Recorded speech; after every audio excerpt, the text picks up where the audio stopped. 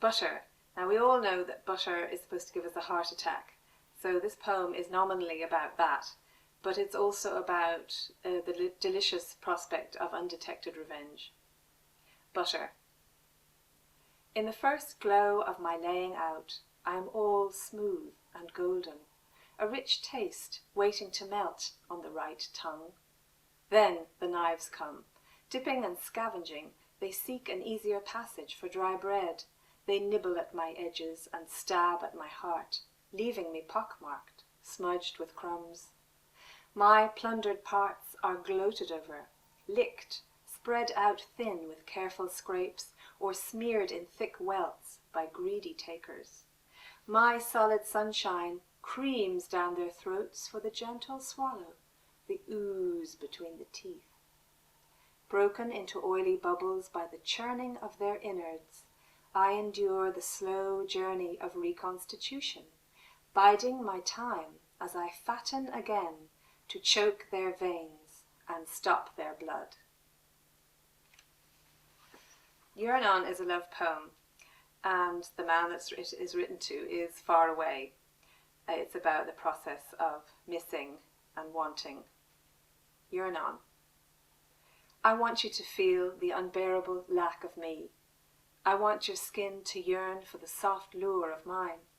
I want those hints of red on your canvas to deepen in passion for me, carmine, burgundy. I want you to keep stubbing your toe on the memory of me. I want your head to be dizzy and your stomach in a spin. I want you to hear my voice in your ear, to touch your face, imagining it is my hand. I want your body to shiver and quiver at the mere idea of mine. I want you to feel as though life after me is dull and pointless and very, very aggravating.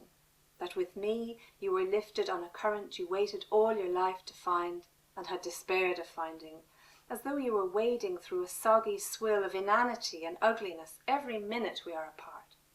I want you to drive yourself crazy with the fantasy of me, and how we will meet again, against all odds, and there will be tears and flowers and the vast relief of not I, but us.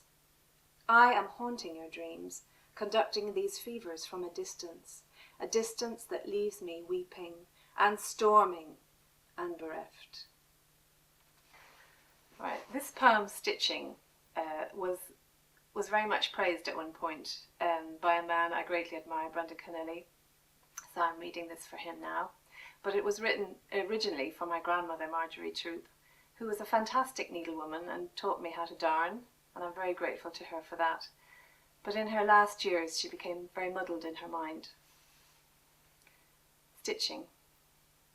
I send my needle through ravelled wool, catching the loose ends into a cross-hatched darn. This is how your freckled hands smoothed the worn spot over the wooden mushroom. Pigeon-breasted in your mustard dress, you bent your head, snicking in the needle tip, your fingers light and careful as you impressed upon me the importance of learning how to sew. Your favourite backdrop, a soprano soaring from the gramophone, the sun sweeping in from the garden, flouncing yellow swathes over your shoulder.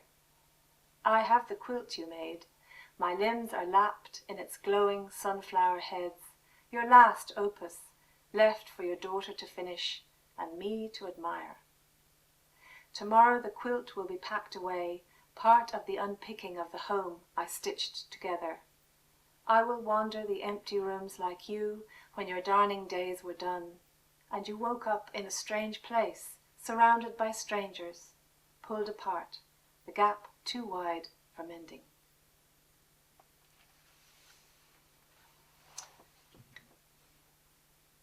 Day of the Dead, New Orleans. This is the title poem of my third collection, and it's dedicated to a man called Lar Cassidy, who was a great lover of the arts, lover of all religions, and had a most wonderful funeral where there was a samba band, and on his coffin there was a pint of Guinness and an Irish Times. It was the best party I was ever at. Shortly after that I visited New Orleans, a great melting pot of a city. I'd never been there before, full of jazz, which Lar loved, and they really know how to do funerals there. Day of the Dead, New Orleans, for Lar Cassidy. You would have loved one last night of the syncopated funky butt, with Big Al rolling his great luscious voice out of the massive black mountain of his chest, the boys lifting their silver trumpets, the flush in their cheeks going right up to their thinning hair, while the tomcat on the piano sends his hands a jitter for the Charleston rag, and the sweet molasses drummer drops his long lashes and shimmies his cymbal. All the vaults in the graveyard are rollicking their brollies with the beat and swish, twirl and flourish. In the voodoo haunt on Bourbon Street, the obeah woman's hair stands up with the tongues of serpents. The clay ladies open their legs and little heads peek out. Even Christ on his crucifix has all the time in the world for Dixie. My tears roll when I think of the freezing day we tried to warm with our drums and poetry, when we laid you down and carried your jazzy hat away. In this city where your shadow takes a closer walk, grief brims like the upside-down grin of the Mississippi with its sad, booming boats, and I think of you as a great craft powering down the current until your light failed and you ran aground, and we stood on the shore in our Mardi Gras masks, watching you sink, wringing our hands, and in your big marshmallow and sweet potato voice you said, "Laissez le bon temps rouler, laissez le bon temps rouler, let the good times roll."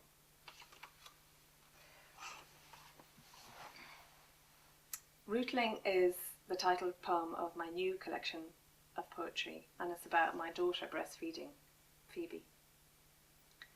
Rootling, little wrestler, you snort, snuffle and lunge, latching on like a cat, snatching and worrying her prey. Once attached, you drag on me like a cigarette, puffing between sucks, nose pressed close, somehow catching your wheezy breath. Between rounds, in your white wrap, you arch your back for a rub, like I'm your coach, readying you for newfound strength in the ring.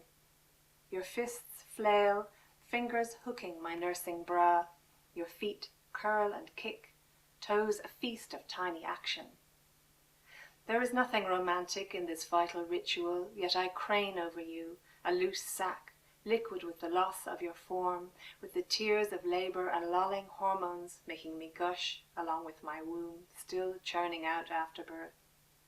So when you dandle my nipple with a gummy smile, I tell myself your grin's for me, even if you've got that look of a seasoned souse on his most delicious tipple.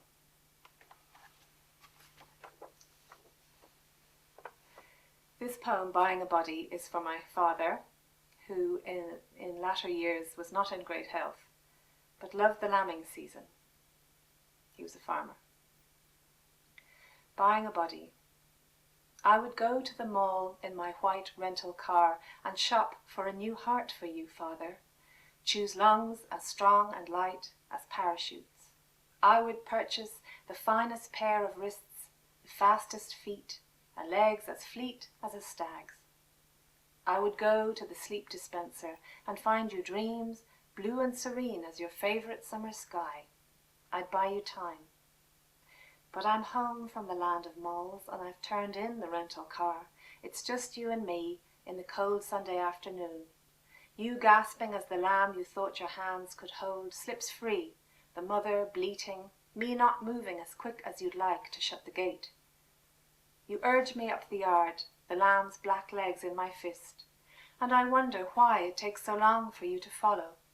I learn later you're hardly able to walk it now, but today you aimed to pull the wool over my eyes.